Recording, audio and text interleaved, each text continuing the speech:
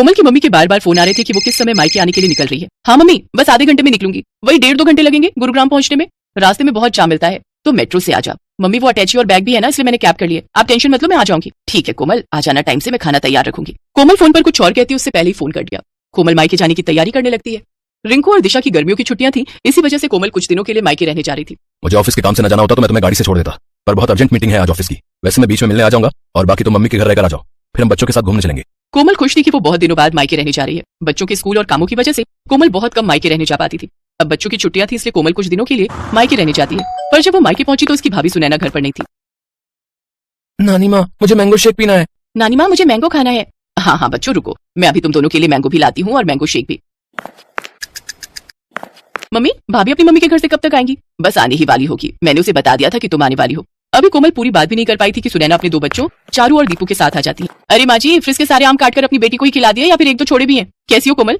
नमस्ते भाभी, मैं ठीक हूँ। वो बच्चे मैंगो की जिद। हाँ हाँ, आम का सीजन है और बच्चे अपने मामा के घर आए तो आम तो खाएंगे ही ना। ये देखो, मम्मी ने पके हुए बढ़िया दशहरी आम खाने को दिए, पूरे 5 किलो है। अब देख लो, पिछली गली में मेरा घर है, फिर भी मम्मी पापा मुझे सामान देते ही रहते हैं। मैं भी कुछ ना कुछ ले जाती रहती हूँ, कभी खाली हाथ नहीं जाती। सुनैना, कोमल भी आम और लीची लेकर आई है, फ्रिज में रख दिए हैं। अच्छा किया, वैसे भी अब कुछ दिन यहाँ रुकोगे तो बच्चे तो कुछ ना कुछ खाने को मांगते ही रहते हैं। अच्छा, मैं ये आम फ्रिज में लगा कर आती हूँ। सुनैना रसोई में चली जाती है, पर कोमल उस समय गुस्से में थी। मम्मी, यही वजह है कि मैं यहाँ ना पसंद नहीं करती हूँ। मेरा तो मन ही नहीं था कि मैं इस बार छुट्टियों में मायके आऊँ। सुधीर तो बोल भी रहे थे कि कहीं घूमने चलते हैं। मैंने उन्हें मना कर दिया कि नहीं, पहले मैं कुछ दिन मम्मी के घर जाकर आऊंगी, इसके बाद घूमने जाएंगे। बहुत बड़ी गलती कर दी जो मैं यहाँ गई। अगर भाभी का यही रवैया रहा ना तो मैं फिर कभी नहीं आऊंगी मायके। अरे सुनैना की बातों पर ध्यान मत दिया कर, वो ऐसी ही है। उसे समझ नहीं है कि कब क्या बोलना चाहिए। और ये घर मेरा है, तेरी माँ का है। अभी क्योंकि मैं जिंदा हूँ इसलिए तू अपनी माँ के घर आई है, आराम से रह। आज तेरे पापा जिंदा होते तो तेरे आने पर पल के बिछा देते। कोमल देखती है उसकी माँ की आंखों में आंसू आ जाते हैं, इसलिए कोमल उस समय चुप हो जाती है और बात को बदल देती। मम्मी, भैया को ना फोन मिला दो, उन्हें कहना मेरे लिए बंगाली रसगुल्ले लेते हुए आएंगे, बहुत मन हो रहा है। तभी कोमल का भाई आ जाता है। अरे मुझे पता है तू आने वाली है, इसीलिए मैं रास्ते में हलवाई से बंगाली रसगुल्ले लेता हुआ आया हूँ। ये ले तेरी पसंद के बंगाली रसगुल्ले, वो भी छोटे वाले। नमस्ते भैया, कैसे हो? थैंक यू, आपको याद था कि मैं आने वाली हूँ। हाँ, मम्मी ने सुबह बता दिया था कि तुम आने वाली हो। और जीजू कैसे हैं, सब बढ़िया? जी भैया, सब ठीक है। देसी घी लाए हो? मैंने बोला था देसी घी खत्म हो गया, लेते हुए आना। अरे मैं भूल ही गया, सॉरी। काम की चीज तो तुम भूल ही जाओगे जो मैंने बोली है। बहन के लिए रसगुल्ले लाना नहीं भूले, और देसी घी भी मैं अपने लिए नहीं बोल रही हूँ। रिंकू और दिशा देसी घी के पराठे खाते हैं। कोई बात नहीं भाभी, पराठे की इतनी जरूरत नहीं है, बच्चे सादी रोटी भी खा लेते हैं। और दाल चावल बने हैं ना तो उसके साथ रोटी की जरूरत नहीं। नहीं नहीं, मुझे सारी जिंदगी ये थोड़ी सुनना है कि बहन मायके रहने आई और उसे और उसके बच्चों को देसी घी खाने को नहीं मिला। जाओ रवि, आप लेकर आओ। हाँ हाँ, जा रहा हूँ। ये बात तुम सीधे मुझसे भी तो बोल सकती थी, इतना घुमा फिरा कर क्यों बोली? उस समय रवि देसी घी लेने के लिए चला जाता है। सुनैना आगे पीछे तो ठीक रहती थी, पर जैसे ही कोमल कभी रहने के लिए आ जाए तो वो ऐसे ही व्यवहार करती थी। इसी वजह से कोमल मायके आना पसंद नहीं करती थी। वो तो सिर्फ अपनी माँ और भाई की वजह से ही मायके आ रही थी। माँ, इतना याद रखो, मैं बस आपके और भैया के मुंह को यहाँ आती हूँ, वरना भाभी से मुझे कोई उम्मीद नहीं। कोमल का मन ही नहीं लग रहा था क्योंकि उसकी भाभी सुनैना बहुत ही अटपटा व्यवहार करती थी। एक दिन सब लोग घूमने के लिए मॉल गए। पापा, हमें गेम खेलने हैं। हाँ पापा, चलो ना गेम खेलते हैं। अभी नहीं बच्चों, थोड़ी देर में चलते हैं, पहले थोड़ा मॉल में घूम तो लो। ये मॉल कितना बदल गया है, पहले तो छोटा सा था, लगता है बड़ा किया है।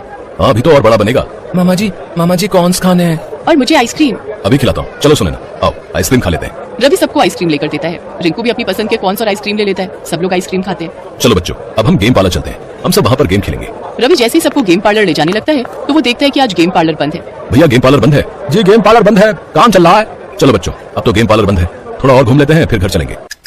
रवि सबको घर ले आता है, पर घर आकर सुनैना गुस्से में अपने कमरे में चली जाती है और रवि से बुरी तरह लड़ने लगती है। सुनैना, तुम फिजूल की लड़ाई कर रही हो। मैं लड़ाई कर रही हूँ? मैं? ये लड़ाई तुम्हारी बहन और उसके बच्चों की वजह से हुई है। तुम्हें जब चारू और दीपू ने बोला कि पापा गेम पार्लर चलो तो तुमने उनकी बात पर ध्यान नहीं दिया, और जैसे तुम्हारी बहन के बच्चों ने तुमसे आइसक्रीम और कॉर्न्स की फरमाइश की, तुमने फौरन खरीद कर दे दिए। तुम्हारी बहन तो चाहती यही है कि हम दोनों की लड़ाई हो। वो आती है और हमारे घर में कलेश छिड़ जाता है। चुप हो जाओ सुनैना, कोमल सारी बातें सुन रही होगी, उस पर क्या बीतेगी तुमने सोचा भी है? कोमल इस घर की बेटी है, मेरी बहन है। अगर तुम्हारे घर में तुम्हारे साथ ऐसा हो तो तुम पर क्या बीतेगी? सुनैना, थोड़ा होश में आओ, तुमने आज बहुत बोल दिया। कोमल सब कुछ सुन चुकी थी। कुछ देर बाद जब सुनैना शांत हो जाती है, रवि भैया, चारू और दीपू के एडमिशन की बात सुधीर जी ने स्कूल में कर ली है, आप चिंता मत करो। अब इन दोनों का एडमिशन भी रिंकू और दिशा के स्कूल में हो जाएगा। छुट्टियों के बाद आपको एक फॉर्म फिल करना है, बाकी सारी बात सुधीर जी ने कर ली है। जीजू को मेरी तरफ से थैंक यू बोलना। वैसे मैं भी उन्हें पर्सनली फोन कर दूंगा, इतने समय से एडमिशन की वजह से मैं बहुत परेशान था। सुधीर जी ने बहुत बड़ा काम कर दिया। कोमल वापस जा रही है रवि। सुनैना की बातों से इसका मन बहुत दुखा है। हाँ भैया, अब मन बहुत दुख चुका है और आप प्लीज मुझे रोकना मत। मैं नहीं चाहती कि मैं आपकी और भाभी के झगड़े की वजह बनूं। मेरी कैब आ गई है, मैं चलती हूँ। कोमल जैसे ही बैग उठाने लगती है सुनैना उसका हाथ रोक देती है। कोमल सॉरी, मैं जानती हूँ मेरी वजह से तुम्हारा मन दुखा, तुम हमारे लिए इतना सोचती हो और मैंने तुम्हें कितना कुछ गलत बोल दिया। ऐसे अचानक मत जाओ, सुधीर जी गलत सोचेंगे। कुछ दिन और रुक कर जाना। बच्चे बहुत मन से अपने मामा मामी के घर आए हैं, मैं ऐसे नहीं जाने दूंगी। मैं जानती हूँ मैंने गुस्से में बहुत गलत बोल दिया, पर मैं ये भी जानती हूँ कि तुम मुझे माफ कर दोगी। भाभी प्लीज, आप मेरे से सॉरी मत बोलो, आप मुझसे बड़े हो। सारे गिले शिकवे दूर हो जाते हैं और मन की कड़वाहट खत्म हो जाती है। सुनैना और कोमल एक दूसरे के गले लग जाती है, सब कुछ ठीक हो जाता है।